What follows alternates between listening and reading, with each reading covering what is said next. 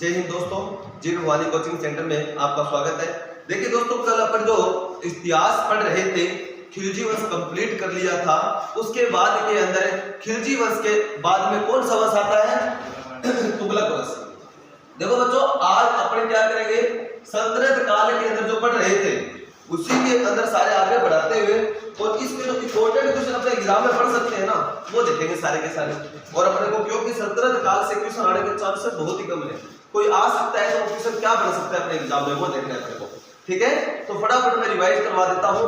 तो अगर बात करें सल्तनत काल की शुरुआत कब हुई? 1206 में। कौन से वंश से? गुलाम वंश से। गुलाम वंश से अपने सारे क्वेश्चन देख लिए थे। गुलाम वंश के बाद में कौन सा वंश आया? खिलजी वंश। खिलजी वंश से सबने सारे क्वेश्चन देख लिए थे, इंपॉर्टेंट डाटा। उसके बाद में कौन सा वंश पढ़ा था हम लोगों ने? तुगलक वंश। तुगलक वंश के संस्थापक कौन? पहला तो ये क्वेश्चन कौन था? गियासुद्दीन तुगलक। और गियासुद्दीन तुगलक से संबंधित एक ही क्वेश्चन तैयार करना, दो क्वेश्चन है इंपॉर्टेंट वैसे तो। पहला तो भारत में नहरों का निर्माण करवाने वाला पहला शासक, ठीक है ना। इतिहास के अंदर हम उठा के देखते हैं तो सबसे पहले नहर बनाने का जो उल्लेख है वो गियासुद्दीन तुगलक के बारे में हुआ है। तो भारत में सबसे पहले जो नहर बनाई थी, नहर किस लिए? सिंचाई के लिए, तो वो गियासुद्दीन तुगलक था। निजामुद्दीन औलियो। निजामुद्दीन औलियो कौन था? अमीर खुसरो के गुरु थे भैया। निजामुद्दीन औलियो ने गियासुद्दीन तुगलक के बारे में क्या कहा है? दिल्ली अभी दूर है। क्योंकि गियासुद्दीन तुगलक कहां गया था? बंगाल अभियान जीतने गया था और कहा था क्या हम जीत कर आएंगे, खुशियां मनाएंगे दिल्ली अगले दिन पहुंचने में। और क्या हो जाता है, रात को मौसम खराब हो जाता है और वहां पर जो राजा स्टे करता है रास्ते में, और क्या हुआ था, लकड़ी के महलों में दबकर मर जाता है। तो क्वेश्चन ये भी देख लिया था हम लोगों ने, क्या लकड़ी के महलों में दबने से किसकी मृत्यु हुई? गियासुद्दीन तुगलक की। दो क्वेश्चन। उसके बाद में गियासुद्दीन तुगलक के बाद में राजा कौन बना? मोहम्मद बिन तुगलक। वो कौन था? इसका बेटा और प्रधान सेनापति था। उसका वास्तविक नाम क्या था? जूना था। जूना खान ने मोहम्मद बिन तुगलक अपना नाम रखा और आगे राजा बना। गियासुद्दीन तुगलक के बाद राजा कौन बना? मोहम्मद बिन तुगलक। और मोहम्मद बिन तुगलक के बारे में हम लोगों ने कई सारी बातें पढ़ी थी। इतिहास का पागल बादशाह किसे कहा जाता है? मोहम्मद बिन तुगलक को। क्यों कहा जाता है? इसकी विचारधारा से। सल्तनत काल का सबसे ज्यादा पढ़ा लिखा शासक है मोहम्मद बिन तुगलक। ये बहुत ज्यादा पढ़ा लिखा था। और जो देखो यार, पढ़ाई क्यों जरूरी है? पढ़ाई तर्क विद्या देती है हमें, क्या सही है क्या गलत है इसका फैसला करने में पढ़ाई बहुत अहमियत रखती है। तो ये पढ़ा लिखा शासक था, इसको पता था दिल्ली सभी की निगाहों पर है, दिल्ली पर हर कोई आक्रमण करना चाहता है। जो दिल्ली सल्तनत मतलब जो दिल्ली का राजा होगा वो भारत का राजा होगा। इसलिए सबसे पहले इसने क्या किया? अपनी राजधानी चेंज की। इसने कहा ले गया देवगिरी। देवगिरी महाराष्ट्र। देवगिरी का नाम क्या रखा?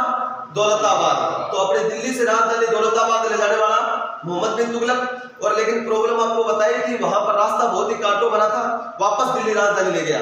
मतलब उसके कुछ निर्णय थे इतिहास के अंदर जो असफल हो गए। उसी असफलता के कारण इसे इतिहास का पागल बादशाह कहा जाता है। ये हमेशा सोचता था किसके बारे में? राज्य के बारे में। क्या मेरे राज्य प्रशासन को बहुत अच्छा कर दूं, ठीक है। लेकिन इसके ऊपर उल्टा ही उल्टा पड़ा था। जिस हिसाब से राजधानी वापस लेकर आया दिल्ली। उसके बाद में पहले देखो चांदी के क्या चलती थी? मोहरें चलती थी। आपको पता है राज्य भंडार के अंदर, राज्य कोष के अंदर सोना चांदी ही होता है। जिसके पास जितना सोना चांदी होगा वो उतना ही क्या होगा? अमीर होगा, पैसे वाला होगा, धनाढ्य होगा, इतना विकसित होगा। तो उसने क्या कहा, जिस हिसाब से आज पैसे चलते हैं, नोट चलते हैं, सिक्के चलते हैं, क्या अमाउंट उनके बराबर थोड़ी है?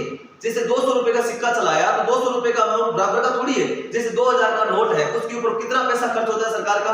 1.5 से 2 रुपया खर्च होता है। उसी प्रकार से सोना जिसके पास ज्यादा रहेगा स्टोर वो देश उतना ही क्या होगा? विकसित होगा, पैसे वाला होगा, आर्थिक व्यवस्था उसकी देश की इतनी अच्छी होगी। मतलब आज की विचारधारा मतलब उसने सोची थी उस जमाने में। तो उसने क्या किया? चांदी के सिक्कों के स्थान पर कौन से सिक्के जारी किए? तांबे और कांसे के सिक्के जारी किए थे। लेकिन प्रॉब्लम क्या? लोगों ने घर पर बनाना शुरू कर दिए। निकाले राजा ने कुछ थोड़े और आगे मार्केट में बहुत ज्यादा, उसने बंद किया। उसके बाद में टैक्स व्यवस्था। अगर बात करें कि सबसे बढ़िया मिट्टी कौन सी होती है? उपजाऊ मिट्टी, जलोढ़ मिट्टी। और अब देखो भारत में कर व्यवस्था एक प्रकार की थी। उसने सोचा यार मैदानी क्षेत्र है, उसके किसान बहुत संपन्न है, यहाँ पर टैक्स व्यवस्था बढ़ा दी जाए। उसने टैक्स बढ़ा दिए।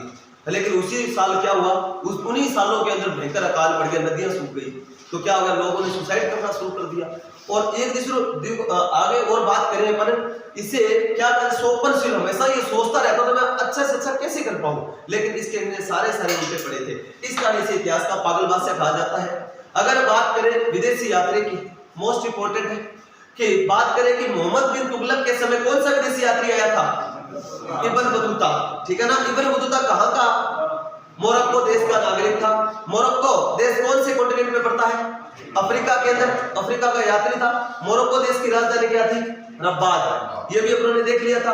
वो यहाँ घूमने आया था और उनसे मिला, तो उन्होंने पूछा कि हाँ भाई, उन्होंने उनकी पढ़ाई के बारे में पूछा, किसने, मोहम्मद बिन तुगलक ने, उसने बड़ा मैंने इतनी एजुकेशन कर रखी है। तो भैया उन्होंने क्या कर दिया, यही दिल्ली में उनको काजी की एक नियुक्ति दे दी, दिल्ली का जस्टिस बना दिया। तो क्वेश्चन आया था, मोहम्मद बिन तुगलक के समय कौन आया था, इब्न बतूता आया था, उसे दिल्ली का काजी नियुक्त किया था मोहम्मद बिन तुगलक ने। और इन्होंने कौन सी पुस्तक लिखी थी, रिहला नामक पुस्तक लिखी थी, ठीक है, ये चीज है। अगर बात करें इसके बाद में, जैसे ही मोहम्मद बिन तुगलक मरा था, मरने के बाद में लोग बड़े खुश हुए थे। कहा जाता है कि राजा को प्रजा से और प्रजा को राजा से मुक्ति मिली। किसके शासक के बारे में कहा जाता है, मोहम्मद बिन तुगलक। इसके बाद में राजा कौन बनता है, मोहम्मद बिन तुगलक के बाद में फिरोज शाह तुगलक, फिरोज शाह तुगलक। इसके बारे में इंपॉर्टेंट क्वेश्चन भी अपनों ने चर्चा कर ली थी कि सल्तनत काल का अकबर किसे कहा जाता है, फिरोज शाह तुगलक को। मोहम्मद बिन तुगलक ने बहुत सारे कर लगा दिए थे, 24 से ज्यादा। उन सभी करों को खत्म करके फिरोज शाह तुगलक ने ओनली फॉर 4 ही कर रखे। एक कर आपको पता होगा जो कि इंपॉर्टेंट है, वो है जजिया कर। जजिया कर पहले गैर मुसलमानों पर लगता था, बोले तो मुसलमान को छोड़ दो और सभी कास्टों के ऊपर, लेकिन ब्राह्मणों पर सबसे पहले जजिया कर किसने लगाया था, फिरोज शाह तुगलक ने। दूसरी बात है कि ये ना मतलब जनता प्रिय था, मतलब जनता के हित के लिए सोचता था। पहले हमारे देश में खेती करते थे लोग, तो खेती करने के लिए क्या चाहिए, सिंचाई के लिए नहरें चाहिए, पानी की उपलब्धि अच्छी हो जाएगी तो किसान संपन्न होंगे, अच्छी पैदावार होगी। तो उसने क्या किया, बड़ी बड़ी 5 नहरों का निर्माण करवा दिया, ठीक है। और उन्होंने कहा कि आपको टेंशन लेने की जरूरत नहीं है, जितनी भी पैदावार होगी उसका 1/10 भाग आप राज को उसमें जमा करवा दीजिए। तो बहुत अच्छी व्यवस्था थी फिरोज शाह तुगलक। और उसके बाद में बात करें सर्वाधिक इतिहास का वह राजा जो सर्वाधिक नगर बसाए थे, फिरोज शाह तुगलक। इसने भारत में 300 से ज्यादा नगर बसाए थे। ये थी मतलब नगर बसाएगा तो लोगों को रोजगार मिलेगा, ठीक है ना, और मतलब उस क्षेत्र में नगर बसाएगा तो वहां का विकास करेगा, ठीक, कितनी सुविधाएं होंगी, उसी को देख के उसने बहुत सारे निर्माण कार्य करवाए थे। अगर बात करें हिसार शहर, पंजाब अपने हरियाणा में पड़ता है। अगर बात करें जौनपुर शहर की, ठीक है ना, उसी हिसाब से पंजाब में भी बसाए थे। भारत के अंदर 300 से ज्यादा नगर बसाए थे फिरोज शाह तुगलक के द्वारा, ये था, ठीक है। लेकिन धर्म के प्रति, धर्म की बात आती तो ये कट्टर थे, क्योंकि सल्तनत काल के अंदर जितने भी राजा थे ये मुसलमान थे। इनका मेन मकसद क्या था, हमारे देश के अंदर रहकर राज करना, भारत को लूटना और इस्लाम धर्म का प्रचार करना। तो ये कट्टरता कैसे दिखती है, अगर बात करें अपन नगर कोट या फिर ज्वाला माता मंदिर को तुड़वाने वाला फिरोज शाह तुगलक। उस समय हमारे भारत के अंदर सबसे बड़ा जो शक्ति का गढ़ हुआ करता था, या फिर हिंदू धर्म का सबसे बड़ा जो स्थान हुआ करता था, वो कौन सा था, ज्वाला माता। ज्वाला माता बहुत ही परिचय दिया करती थी, बहुत ही फेमस था हिंदू धर्म में हमारे, ठीक है। तो अब क्या हुआ, ज्वाला माता मंदिर को इसने तुड़वाया था, और तुड़वा के वहां पर बहुत सारे हमारे, क्योंकि एक ना जितने भी अपने पुराने जो पंडित है, संत महात्मा वहां पर रहकर तपस्या करते थे, और जो वहां पर बहुत सारी पुस्तकें थी, ठीक है। हमारा ऐसा खजाना था पुस्तकों का, पुरानी पुस्तकें किताबें हुआ करती थी, और वहां पर अध्ययन करने के लिए बहुत सारे संत लोग महात्मा बैठते थे, ठीक है। उन्होंने क्या किया, वहां पर आक्रमण किया, उन किताबों को सारों को उठा के ले आया था, ठीक है। उनको क्या कर दिया कि इन्होंने एक है अपने अनुवाद विभाग की स्थापना की थी कि आओ उन किताबों का क्या करो, फारसी भाषा में अनुवाद करो, और अनुवाद करवाया। तो उन जो अनुवादक थे, जो उन्होंने कहा राजा जी इसमें कुछ नहीं है, देवी महिमा है, उनके समझ से बाहर हो गई ये बातें। तो उन्होंने क्या किया, इन सारी किताबों को नष्ट करवा दिया। किसने, फिरोज शाह तुगलक ने। अगर बात करें अपने तुगलक वंश का अंतिम शासक कौन है, नसरुद्दीन तुगलक। अब मैं बात करूं अपने इसके बारे में। अब देखो भैया, बात करते हैं अपने किसकी, तैमूर लंगड़े की। तैमूर लंग, पहला तो ये बताओ कि तैमूर लंग कहां का शासक था। Very good. समरकंद कहां पड़ता है, मिडिल एशिया, बोले तो उज्बेकिस्तान में पड़ता है, ठीक है ना। तैमूरलंग कहाँ का शासक था बच्चों? ये इसे तैमूरलंग मतलब लंगड़ा, ये लंगड़ा था लेकिन था ये खतरनाक राजा तैमूरलंग। तैमूरलंग की बात करें तो कहाँ का शासक था? समरकंद का, समरकंद का शासक था ये, ठीक है। समरकंद कहाँ पड़ता है? मिडिल एशिया, मध्य एशिया, मध्य एशिया के अंदर कहां पर? उज्बेकिस्तान में पड़ता है। देखो यार, इसका भारत आने का बिल्कुल भी मन नहीं था, ये सिर्फ क्योंकि ये अपने धर्म को प्रमोट जरूर करता था लेकिन भारत आने की इसकी इच्छा नहीं थी। तैमूरलंग ने नीति ये अपनाई थी कि मुझे कैसा मैं जैसे सिकंदर ने विश्व विजेता निकला था बनने के लिए, उसी प्रकार से इन्होंने सोचा था मैं विश्व विजेता बन जाऊं। और उसके बाद में अगर बात करें अपन इतिहास का सबसे खतरनाक शासक कौन सा माना जाता है? गंदा शासक है, मंगोल साम्राज्य का संस्थापक है चंगेज खान। चंगेज खान और सिकंदर की दोनों की नीतियों पर उतरा था। पहले तो भारत में आने की इसकी कोई मंशा नहीं थी। उसी दौरान क्या होता है आपको पता होगा, एक खलीफा क्या होता है बच्चों? इस्लाम धर्म के प्रवर्तक कौन थे? पैगंबर हजरत मोहम्मद साहब। जो इस्लाम धर्म के जो संस्थापक थे पैगंबर हजरत मोहम्मद साहब, उनके उत्तराधिकारी क्या कहलाए? खलीफा कहलाए। और एक खलीफा कौन से धर्म का बन गया? आपको पता है इस्लाम धर्म दो भागों में बटा हुआ है, शिया और सुन्नी। शिया कौन से? जो किसके ऊपर? कुरान जो पवित्र ग्रंथ है इस्लाम धर्म का, उनकी बातों पर चलने वाले। शिया तो होते हैं नॉर्मल अपने जैसे, ठीक है, अपनी विचारधारा, क्योंकि उनकी देखो कोई सा भी धर्म हो किसी में गलत नहीं है, ठीक है ना। जो लेकिन जो कुछ धर्म के ठेकेदार बन जाते हैं ना वो गड़बड़ करते हैं, ठीक है। तो अब देखो शिया तो नॉर्मल अपने भारत में रहते हैं, कोई दिक्कत नहीं, लेकिन कुछ सुन्नी होते हैं वो कट्टर होते हैं। ये पाकिस्तान वाले देखो आतंकवादी होते हैं वो सारे सुन्नी हैं, ठीक है ना, ये चीज है। तो सुन्नियों की लड़ाई शिया से भी होती है, आपको पता होगा सीरिया के अंदर भी चल रहा था, ये सारी की सारी बातें हैं। तो अब क्या हुआ कि खलीफा का पद किसने धारण कर लिया? सुन्नी ने। अब सुन्नी तो कट्टरवाद होते हैं बहुत भयंकर, इसने क्या किया? इसको लेटर लिखा तैमूरलंग को, क्या कर तू भारत पर आक्रमण कर। इसने क्या कर दिया? और क्यों भारत को लूट, भारत में बहुत पैसा है। तैमूरलंग ने मना कर दिया। तैमूरलंग ने क्या कहा? मुझे पैसों की कोई कमी नहीं है, ठीक है, मैं पैसे क्या चाहिए मुझे, मैं जीवन जी रहा हूं मस्ती से, दिक्कत ही नहीं है, ठीक है। तो अब अगर बात करें आगे तो ये जाने के लिए कोई तैयार नहीं हुआ। तो फिर बाद के अंदर क्या होता है कि बाद के अंदर उसको बुलाया, कहां पर?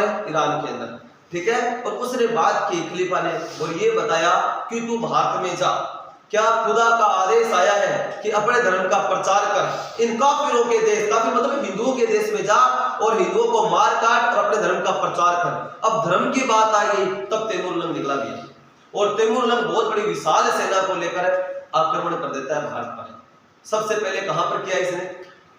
बात करें अपन कहां पर? अमरकोट क्षेत्र के अंदर आक्रमण किया। वहां पर बहुत ही खतरनाक तरीके से मारकाट शुरू की, कत्लेआम कर दिए। और वहां पर इसने ये भी नहीं देखा कि हिंदू है या मुसलमान है, जो भी आया उनको मारना शुरू कर दिया। अब क्या होता है? क्वेश्चन आता है, तैमूरलंग ने भारत पर आक्रमण कब किया? तैमूरलंग ने भारत पर आक्रमण किया कब किया? 1398 ईस्वी में। और उस समय दिल्ली का राजा कौन था? ये था भैया तुगलक वंश का अंतिम शासक, ठीक है, नसीरुद्दीन तुगलक। आया समझ में? इस समय भारत के ऊपर आक्रमण करता है। अमरकोट के अंदर कत्लेआम कर दिए गए, हिंदू महिलाओं के साथ साथ में मुस्लिम महिलाओं को भी क्या हुआ? ये इसने क्या कर दिया कि जितने भी सैनिक थे जो मार दिए तो वो ठीक है, उनको बंदी बना लिया। और जो भी बुजुर्ग मिले और छोटे बच्चे मिले उनको मार दिया गया, ठीक है। उसके तरफ जो लेडीज हैं उनको, जो बुढ़ी औरतें उनको तो मार दिया, और जो जवान औरतें जो अपने बहनें थी उनको पकड़ के बंदी बना लिया और कहां भेजना चालू कर दिया? यहाँ पर समरकंद के अंदर। ये थी उसकी नीति। अब उसके बाद में आगे बढ़ा और देखो भैया एक क्वेश्चन आप लोगों से, भारत का ऐसा किला जिसने सर्वाधिक विदेशी आक्रमण झेले हैं, उत्तर बताओ। भटनेर का किला। उत्तर बड़का किवाड़ किसे कहा जाता है? भटनेर के किले को। क्यों? ठीक है ना, जो भी एशिया से जो भी आते थे ना ये आक्रमण करने, इसी के ऊपर आक्रमण करते थे। तो सर्वाधिक विदेशी आक्रमण जो झेलने वाला किला कौन सा है? भटनेर का किला है। ये कहां पड़ता है? हनुमानगढ़ के अंदर पड़ता है, ठीक है ना, हनुमानगढ़ राजस्थान के अंदर पड़ता है। तो अब क्या हुआ? यहाँ पर हिंदू राजा थे, ठीक है, इसने क्या कर दिया? यहाँ पर आक्रमण किया बच्चों। आक्रमण किया तो इतना खतरनाक तरीके से आक्रमण हुआ कि वहां पर क्योंकि बहुत बड़ी सेना लेकर आया था कौन? तैमूरलंग। और फिर वहां पर होती है कत्लेआम। इतिहास का जर्जर हत्याकांड किसे कहा जाता है? तैमूरलंग के आक्रमण को कहा जाता है। कहते हैं कि बटनेर के अंदर 3 लाख लोगों का कत्लेआम करवाया। कितने लोगों का? 3 लाख लोगों का कत्लेआम करवाया था। ये है। अब देखो उसके बाद में क्या होता है। अब देखो वहां पर जो लेडीजें थी, देखो अपने राजस्थान या राजपुताना में एक क्या की परंपरा थी कि कोई भी विदेशी आए महिलाएं हमारे क्या करती थी, सतीत्व की रक्षा के लिए जोहर कर लेती थी। तो इतिहास का पहला जोहर जिसमें हिंदू महिलाओं के साथ साथ में मुस्लिम महिलाओं ने क्या कर लिया, जोहर कर लिया। हिंदू महिलाएं करती थी हमारे जोहर, लेकिन इस जोहर के अंदर क्या मुस्लिम जो महिलाएं थी वो भी आग में कूद गई भैया। कब पता नहीं ये कैसा शासक है, पता नहीं हमारा क्या होगा, वो हमें पकड़ कर ले जाएगा। तो ये था क्या। और वहां पर बच्चे बूढ़े जो भी सिवान सब सैनिकों को मार दिया गया। जितने भी हमारी बच्चियां महिलाएं थी सारी सारी आग में कूद गई। 3 लाख लोगों का क्या करवाया था इसमें, कत्लेआम करवाया था। तभी तो तैमूर लंग का नाम लेना पसंद नहीं करते हम। आपको पता होगा अभी एक एक्ट्रेस कौन है, वो है सैफ अली खान और उसकी करीना शादी हुई थी, उनके बेटे का नाम क्या रखा था, तैमूर। तो इतिहास मतलब ये चर्चा में रहा था, देखिए इसने तैमूर क्यों नाम रखा, ठीक है। और तैमूर आज ये तैमूर मिठाई खा रहा है, आज क्या खा रहा है पता नहीं, डेली घर में आती रहती है, बड़ी सुर्खियों बना रहता है। तो तैमूर इसलिए हम नाम लेना पसंद नहीं करते तैमूर का, ठीक है। इतना गंदा शासक था ये इतिहास के अंदर। अब तैमूर लंग ने वहां पर 3 लाख लोगों को कत्लेआम करवाया और बटनेर को किले के ऊपर राज करके बोला ऐसा गढ़ तो मैंने आज तक कभी नहीं देखा। अरे बटनेर का किला छोटा सा किला है, क्या है बटनेर किले में, ज्यादा कुछ खास नहीं है। क्योंकि आपको मैंने कल ही बताया था कि ये जो अरब खाड़ी देशों से आते थे ना, मध्य एशिया से, इनके अगर महल बताऊं कैसे होते थे, अपनी झोपड़ी जैसे ऐसे होते थे। ये सोचते हम ठाट बाट, अरे ठाट बाट तो हमारे भारत में थी। अगर बात करें भारत विश्व गुरु था, सोने की चिड़िया थी, यहाँ पर ठाट बाट देखो भारत के थे ठाट बाट तो, ठीक है। तो उन्होंने देखा तो चंबा हो गया, इतना बड़ा गढ़, इतना सुरक्षा की दृष्टि इतना बढ़िया है, और ये तो अगर चित्तौड़गढ़ देख लेता तो पागल हो जाता। इसने तो बटनेर ही देखा था। और फिर क्या करता है, दिल्ली पर आक्रमण करता है। दिल्ली पर आक्रमण किया, ये वही भाग गया दिल्ली छोड़, ठीक है। और इसको पकड़ा, ठोक डाला, ठीक है, इसको ठोक दिया, खत्म हो गया तुगलक वंश। अब इसने क्या किया, इनका मन तो भारत में राज करने का था ही नहीं। अब इसने क्या किया, दिल्ली को लूटा, इस्लाम धर्म का प्रचार किया और अपने बेटे को बोला तैमूर लंग तू बेटा यहीं देख, ठीक है, मैं जाता हूं संभालता हूं उधर। अब कहते हैं कि इतिहास में अलग अलग किताबें जो इतिहासकार वो बताते हैं कि इन्होंने लगभग 31 लाख सैनिकों को बंदी बना लिया और बहुत सारी महिलाओं को बंदी बनाकर तो भेज दिया था, ठीक है। अब इतने सारे जो सैनिक थे हमारे, कोई कहते हैं 3 लाख, कोई कहते हैं 30 लाख। अब यह राम जाने क्या था, ठीक है। जम्मू कश्मीर क्षेत्र के अंदर इनको सारों को बंदी बनाकर इकट्ठा कर लिया। अब इतने सारे सैनिकों को उज्बेकिस्तान कैसे लेकर जाए, ये तो होती थी ट्रेनें चलती थी, गाड़ियां चलती थी, ले जाओ डाल डाल के, नहीं भी इतने लोगों को कैसे सैनिकों को लेके जाए, समस्या बहुत बड़ी। घोड़ों पर लेके जाओ, कितने लेके जाओगे, हाथियों पर लेके जाओ या फिर ऊंटों को ऊंटे चलते थे, अब कैसे लेकर जाए।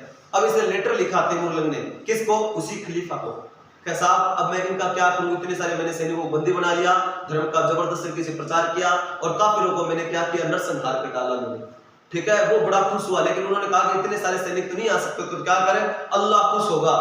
ये पता नहीं भगवान थोड़ी खुश होते हैं किसी को मारने से, लेकिन ऐसे थे भी सुन्नी वाले, ठीक है। तो क्या कहते हैं कि उसे अपने उन्होंने कहा कि काफिरों को क्या कर दो, कत्लेआम कर दो, पहले किया उसी हिसाब से, और अल्लाह को बड़ी खुशी होगी, उनके रक्त रंजित भूमि से अल्लाह बड़ा खुश होगा। तो कहते हैं कि आदेश मिलते ही तैमूर लंग ने क्या कर दिया, उन सभी बंदी सैनिकों को सल्टा दिया, ठीक है। ये था भैया, इसलिए हम तैमूर लंग को कभी नाम लेना पसंद नहीं करते, इतना गंदा शासक था ये।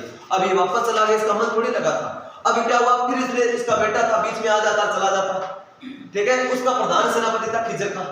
अब उसने शाहरुख ने लेटर लिखा, इसके बेटे का नाम क्या था, शाहरुख, तो उसने बेटा लेटर लिखा अपने बाप को तैमूर लंग को कि पापा मेरा मन नहीं लगता है यहाँ पर, मैं भी आना चाहता हूँ। तो उसने कहा चल आ जा रे यार। अब उसको वापस बेटा चला गया और उसका प्रधान सेनापति था खिजर खां, उसको कहा आप संभालो। और फिर क्या हो जाता है भैया, सैयद वंश की नींव रखी जाती है। लेकिन इसी दौरान टाइम बीत गया, कब से कब तक, 1398 से लेकर 1414, ये बीच का समय खा गया कौन, तैमूर लंग, ठीक है। तो ये था भैया, समझ आ गया आप लोगों को, इतना आपको याद रखना है। अब क्या हुआ, उसके बाद जो खिजर खां था इनका प्रधान सेनापति था, उसने दिल्ली में नींव रखी, कौन से वंश की, सैयद वंश की। तो सैयद वंश से अपने को सिर्फ 2 ही लाइनें याद रखनी है। पहला तो है, बात करें अपन सैयद वंश।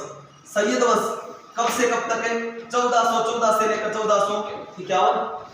और सैयद वंश का संस्थापक कौन था, खिजर खां। और इसका अंतिम शासक है, अंतिम शासक था अलाउद्दीन आलम साहब, दिल का आलम, तो अलाउद्दीन आलम शाह।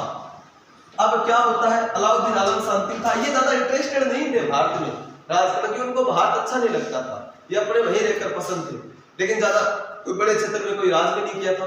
अब होता क्या है, बहलोल लोदी एक अफगानी शासक था, उसने मौका पाकर क्या कर दिया, दिल्ली पर आक्रमण कर दिया और इस अलाउद्दीन आलम शाह को दिल्ली से भगा दिया। और दिल्ली में कौन सी वंश की नींव रख दी, लोदी वंश की। ठीक है, तो लिख लिया होगा आपने, आगे बढ़ते हैं। अब लिखो लोदी वंश।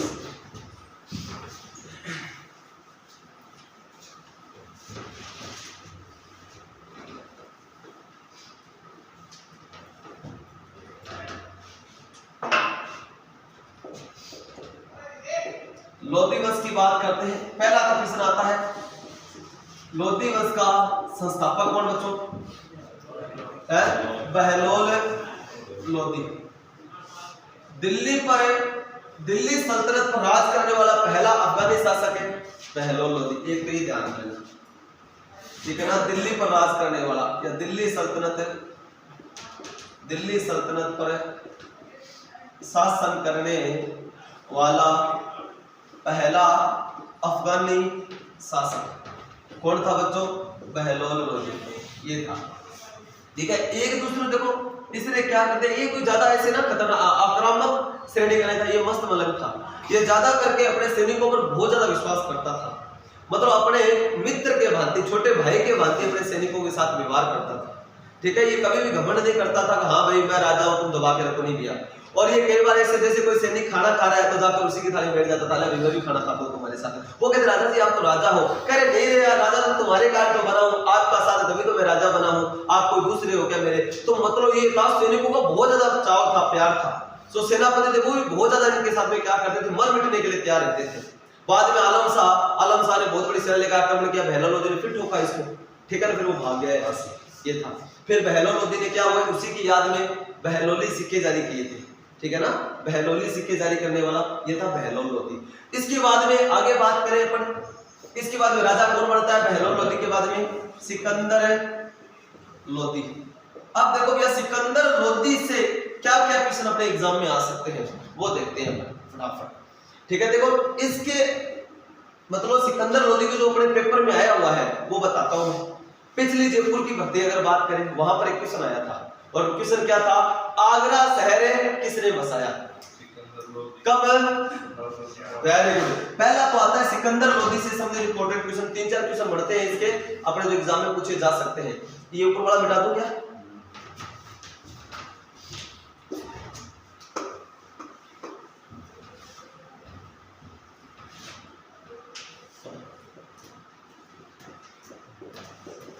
सिकंदर लोदी।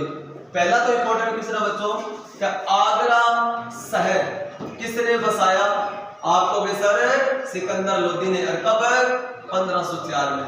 तो अपनी राजधानी कहां ले गया ये, दिल्ली से आगरा ले गया। ठीक है, दिल्ली से आगरा राजधानी ले जाने वाला शासक कौन था, सिकंदर लोदी था। सिकंदर लोदी किसका बेटा था, बहलोल लोदी का। ठीक है, अब देखो भैया बात करें आगे नेक्स्ट अपन, ये एक खतरनाक शासक तो था ही दिया सिकंदर लोदी, उसकी बहुत बड़ी सेना थी। ठीक है, अब इसके समय अगर बात करें अपन, भारत में आने वाला पहला पुर्तगाली यात्री कौन था, वास्को डी गामा। तो क्वेश्चन आता है वास्को डी गामा भारत कब आया, 1498 में। उस समय दिल्ली का राजा कौन था, सिकंदर लोदी। ये मोस्ट इंपोर्टेंट क्वेश्चन है, तो नोट डाल के क्वेश्चन लिखना है, भारत में आने वाला पहला पुर्तगाली यात्री, भारत में आने वाला पहला पुर्तगाली यात्री कौन था, वास्को डी गामा। और वास्को डी गामा कब आया भारत, 1498 में। और इसने क्या की थी, भारत की खोज। आप कहोगे सर ये कहां का था, पुर्तगाल का था। ठीक है ना, पुर्तगाल कहां पड़ता है, यूरोप महाद्वीप के अंदर। ये भी नए देश की खोज के लिए निकला था, इसने भारत के समुद्री रास्ते की खोज की थी। ठीक है ना, यूरोप से कोई दूसरा देश इसने खोज किया था और उसने समुद्री रास्ते खोज की थी, क्या समुद्र के रास्ते होते इस हिसाब से जाएंगे तो एक नया देश मिलेगा, और वो था भारत। और ये भारत के ठाट बाट देखकर गया था वास्को डी गामा। ठीक है ना। फिर बाद में करेंगे भारत में यूरोपियन कंपनी बाद में सारा पढ़ेंगे इसके अंदर। तो ये वास्को डी गामा भारत कब आया? 1498। उस समय दिल्ली का राजा या फिर भारत का राजा कौन था? सिकंदर लोदी था। ठीक है, एक चीज तो ये। तो एक तो किसने आगरा शहर बसाया, दूसरा पुर्तगाली जो यात्री था वास्को डी गामा इसी शासन काल में आया। तीसरा देखो यार धर्म की बात आते हैं, सारे के सारे कट्टरी थे धर्म के प्रति। फिर उसी टाइम के अंदर अपन बात करें कि ज्वाला माता का तो प्रचार बहुत हो रहा था। इसने पूछा कि हाँ भाई कौन सी देवी इस समय फेमस है? उन्होंने कहा साहब ज्वाला माता हिंदू धर्म में बहुत फेमस है, बहुत पर्चे होते हैं माँ के। तो उसने क्या किया, चलो सेना लेकर चलते हैं। तो इसने लिया सिकंदर लोदी ने ज्वाला माता की पहले मूर्तियां हुआ करती थी मंदिर के अंदर। आज जहां पर ज्योतियां जलती है ना, ज्योत जलती है माँ की, ठीक है। पहले वहां पर मूर्तियां थी, पहले भी ज्योत तो पहले भी जलती थी, साथ मूर्ति थी माँ की बहुत बड़ी ज्वाला माता की। तो उसने क्या किया भैया, वहां से आक्रमण करके उन्होंने कहा इनकी आस्था किसमें है कि साहब इस माँ में है। तो उन्होंने क्या उस मूर्ति को उठाओगे, उस मूर्ति को उठवा लिया, आक्रमण किया कहां पर? ज्वाला माता मंदिर पर। मंदिर को जो भी तोड़ा फोड़ा वो अलग बात है, और मूर्ति को उठवाया। और हम देखते हैं कि इन देवी में शक्ति कितनी होती है, ये क्या कर लेगी, हमारा क्या बिगाड़ देगी, किसी ने ये बोला। और उस मूर्ति को टुकड़े करवाए, और टुकड़े कराकर किसको भेज दिए? कसाईयों को दे दिए कि ये देखते हैं देवी हमारा क्या बिगाड़ती है, ठीक है। और कसाईयों को बोला मांस तो लो इस मूर्ति से।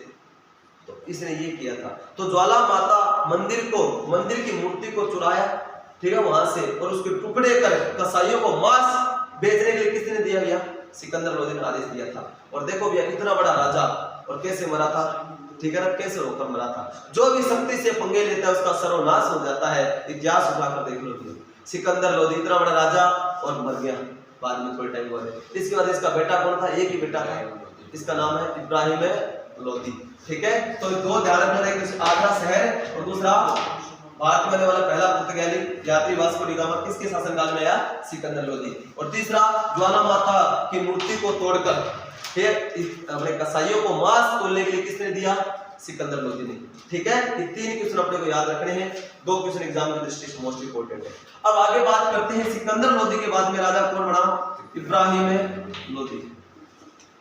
देखो भैया लोदी वंश का अंतिम शासक, लोदी वंश का अंतिम शासक कौन था? इब्राहिम लोदी। अब बात करें अपन कि इब्राहिम लोदी राजा बना, ठीक है। अब राजा बना तो इधर निगाहें हमारे बात करें मेवाड़ बोले तो चित्तौड़गढ़, ठीक है ना। तो मेवाड़ का राजा कौन था उस समय? हमारे राणा सांगा जी थे, ठीक है। इनकी निगाहें दिल्ली पर थी और इन्होंने युद्ध भी लड़े थे, 3 युद्ध हुए थे इब्राहिम लोदी से, लेकिन दिल्ली पर राज नहीं कर पाए थे, ठीक है। युद्धों में जितने भी युद्ध लड़े थे राणा सांगा जी ने किसके साथ में? इब्राहिम लोदी से।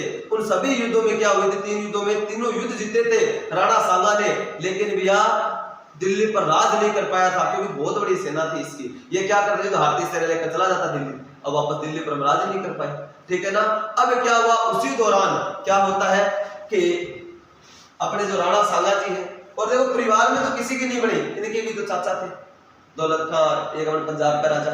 इन्होंने क्या किया कि मतलब तैमूर लंका अब वर्तमान में कौन वंशज है उनको अपन क्या करते हैं, क्योंकि वो तो भारत पर राज तो करना चाहते ही नहीं है। अगर वहां पर उस समय उन्होंने क्या पता लगाया कि तैमूर लंका प्रेजेंट टाइम में कौन है वंशज है, तो उनको पता चला बाबर है। तो उसने क्या किया? उन्होंने लेटर लिखा बाबर को, क्या भैया आप क्या करो, आओ भारत पर आक्रमण करो। इसके इब्राहिम लोदी के चाचा पंजाब के शासक हैं, ठीक है। लेकिन बाबर भारत पर दिल्ली पर आक्रमण करने नहीं आया। और फिर किसने लेटर लिखा? राणा सांगा जी ने कहा आप आइए दिल्ली पर आक्रमण कीजिए। फिर उसको लगा यार क्यों ना अपन दिल्ली पर आक्रमण करते हैं, ठीक है। फिर क्या होता है? बाबर की एंट्री होती है, ठीक है। फिर क्या होता है भैया? इब्राहिम लोदी और बाबर के मध्य लड़ाई होती है। कौन सा युद्ध हुआ? पानीपत का पहला युद्ध, ठीक है। और पानीपत की बात करें अपन, पानीपत कहां पड़ता है? हरियाणा के अंदर, ठीक है। तो इतना लिख लिया आप लोगों ने। तो अब आ जाएगा कौन सा? मुगल वंश आ जाएगा, ठीक है। तो अब देखो भैया मैंने सल्तनत काल से सारे क्वेश्चन करवा दिए, अब मैं 2-3 क्वेश्चन और बता देता हूँ, फिर अपन युद्ध पढ़ेंगे सारे के सारे, ठीक है।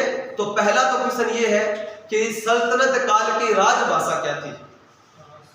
वेरी गुड, ये क्वेश्चन अपने एग्जाम में पूछा गया है, ठीक है। जिस हिसाब से रिलेशन की भर्ती हुई तब आया था ये क्वेश्चन। क्या क्वेश्चन आया था? सल्तनत काल की राजकार्य की भाषा क्या थी? फारसी थी। मुगलों की भी क्या थी? फारसी थी। गुप्त काल की क्या थी? संस्कृत। ठीक है, ये चीज ध्यान रखो आप लोग। और अपन बात करें पिछली जो 2018 के अंदर नासिक का जो भर्ती हुई थी रिलेशन की, उसमें क्वेश्चन पूछा गया था मराठा साम्राज्य की राजभाषा क्या थी या राजकार्य की भाषा क्या थी? मराठी थी। ये क्वेश्चन आया था। तो मतलब ये भाषा वाले क्वेश्चन लगभग आते ही रहते हैं। तो वो तो मैंने पूरी वीडियो डाल ही रखी है कि किस राज्य में कौन सी भाषा बोली जाती है और किस किस राज्य की राजभाषा क्या है, वो तो मैंने सारे डाल रखा है, तो मैंने पढ़ाई दिया था पहले भी, आप वहां से देख लेना। तो अब देखो भैया इंपॉर्टेंट क्वेश्चन एक तो ये बनता है कि सल्तनत काल की राजकार्य की भाषा कौन सी? फारसी भाषा। ये लिख लेना बच्चों, ठीक है। और सल्तनत काल का एंड कब होता है? 1526 में। कौन सा युद्ध होता है? पानीपत का पहला युद्ध, ठीक है। उसी के अंदर अब अपन मैं आपको चर्चा करते हैं उसी के बारे में। तो फटाफट युद्ध एक पढ़ लेते हैं, फिर अपन आगे पढ़ेंगे मुगल वंश। तो मिटा दो उसको। तो लिख लिया सल्तनत काल की राजकार्य की भाषा क्या? फारसी।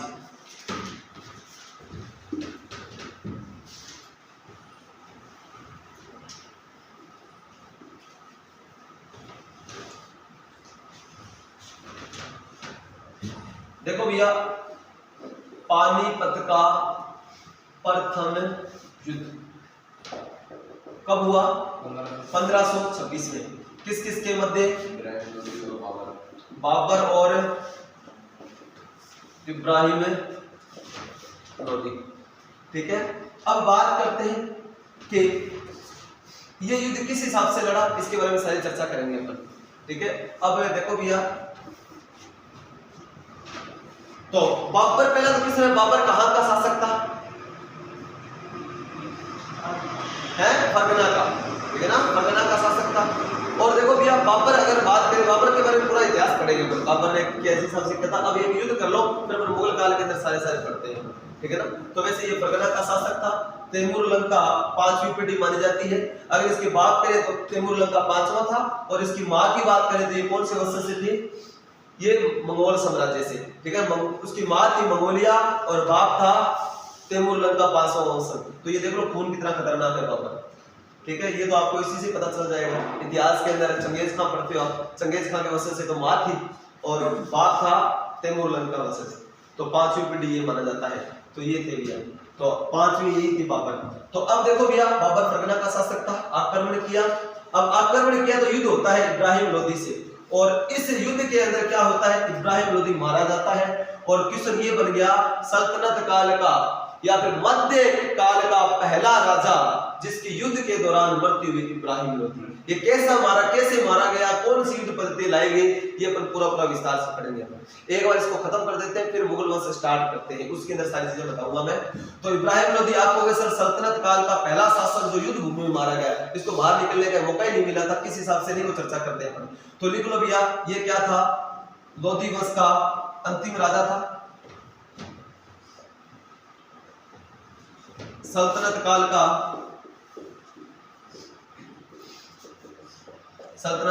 पहला शासक जो युद्ध भूमि में मारा गया, ठीक है। 1526 में एंड हो जाता है भैया किसका? सल्तनत काल का। तो अपनों ने ये पूरे देख लिए सल्तनत काल से संबंधित सारे क्वेश्चन। सल्तनत काल कब से कब तक है? 1206 से लेकर 1526। 1206 में किसकी मृत्यु हुई? मोहम्मद गोरी की। और 1526 में किसकी मृत्यु हुई? इब्राहिम लोदी की। ये होता है भैया। इसके मरने से तो क्या होता है? मोहम्मद गोरी के मरने से तो क्या हुआ? सल्तनत काल की शुरुआत हुई, गुलाम वंश आया। और इब्राहिम लोदी की मृत्यु होती सल्तनत काल खत्म हो गया। देश में कौन आ गए? मुगल आ गए, ठीक है। ये है भैया इंपॉर्टेंट क्वेश्चन, मैंने सारे बता दिए हैं। इनसे अलावा कोई भी एग्जाम में क्वेश्चन नहीं आएगा अपने सल्तनत काल से। इतने बड़े मैंने सारे टोटल बता दिए। तो बताओ सारी चीज क्लियर होगी ना? किसी कोई डाउट है? ठीक है भाइयों, आप भी ये देखकर बताएं कि आपको वीडियो कैसे लगी।